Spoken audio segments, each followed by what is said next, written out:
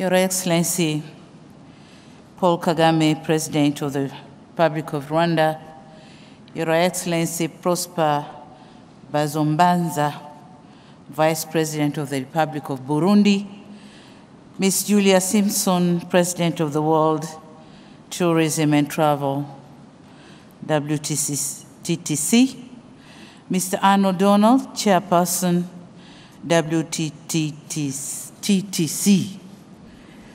Ministers of Tourism here present, CEOs of travel and tourism companies, WTTC members, distinguished delegates, ladies and gentlemen, good morning to you all.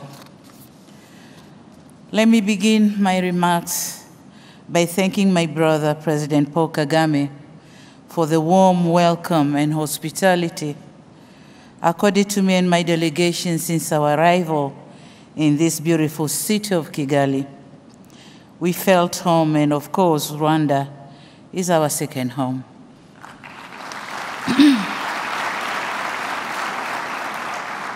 I'm also delighted to meet my friends, Arnold, Julia, Manfredi, Peter Greenberg, and the wife, Hande. Welcome to Kigali, welcome to Africa. The choice of Africa, and in particular Kigali, as a venue for this important event was deliberate, because Africa and tourism are inseparable. And so it is in order for those in tourism ecosystem to meet in Africa and discuss the future of tourism. I also wish to thank and commend Ms. Julia Simpson and her team for the job well done and for putting all the necessary arrangements for this summit together. Thank you for your time and dedication. Distinguished delegates, ladies and gentlemen, it is a fact that Africa is endowed with rich and abundant natural and cultural touristic attractions. To give my own country as an example, Tanzania has 21 national parks, including the Serengeti and Ngorongoro Crater, more than 40 game-controlled and game-reserved areas, more than 400 forestry reserves, and over 120 tribes with diverse cultures. Above all, we have beautiful Zanzibar Islands.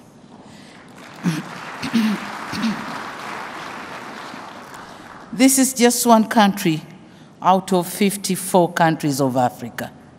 We have heard about Burundi, we heard about Rwanda, and we'll soon hear from President Kagame what Rwanda has to offer. Tourism contributes considerably in most of African economies. In Tanzania, for example, tourism sector contributes up to 17.2% of our GDP and 25% of our total export earnings. While this is a massive contribution from one single source, it entails that Africa can leverage tourism to drive economic growth and create employment opportunities. Thus, this sector, if well utilized, can be of great use to most of African countries in terms of repositioning the continent in other connected sectors and henceforth attracting more foreign currencies. So in order for a tourism industry to make expected and required strides, there are, however, some serious questions for African governments to ask ourselves and some considerations to undertake. Number one is the strategic branding and marketing. Africa should develop compelling narratives and a brand identity that highlight Africa's unique natural heritage, natural beauty, and diverse experiences. We must invest in targeted marketing campaigns across various platforms to reach the global audience.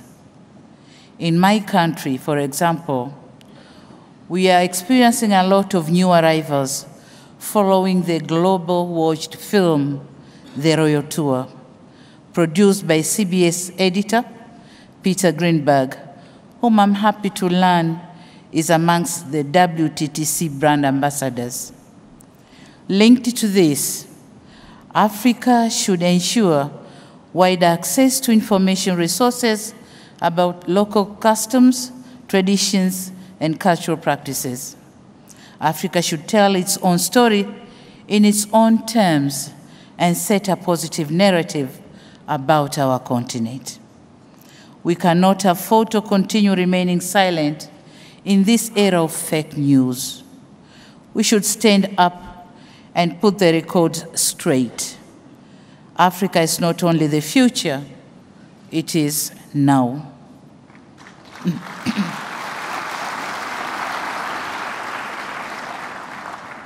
Number two is an issue of conservation and preservation, that Africa is regarded as a guardian of nature because our forefathers played their part in protecting the same. If Africa is to rely on natural attractions, it is imperative that we should prioritize conservation and support efforts to preserve cultural sites, artifacts, and traditions, and to ensure they remain accessible for generations to come. In Tanzania, we have the motto by our dedicated tourism television, which says, "Tumerithishwa, tuwarithishe." Loosely translated, what we inherited, we should also pass it on to the next generation. In view of this, distinguished delegates, Africa should continue to prioritize sustainable tourism practices by minimizing the environmental footprint of tourism activities, promoting the conservation of natural resources, and supporting community-based tourism initiatives. We in Africa should emphasize on ecotourism, which promotes responsible travel to natural areas, contributing to conservation efforts, and providing sustainable economic benefits to local communities. My last point for consideration, but not least, is research and data analysis. For tourism sector to continue being relevant, we should endeavor to undertake research and on tourism trends, visitors' preferences, and environmental impacts.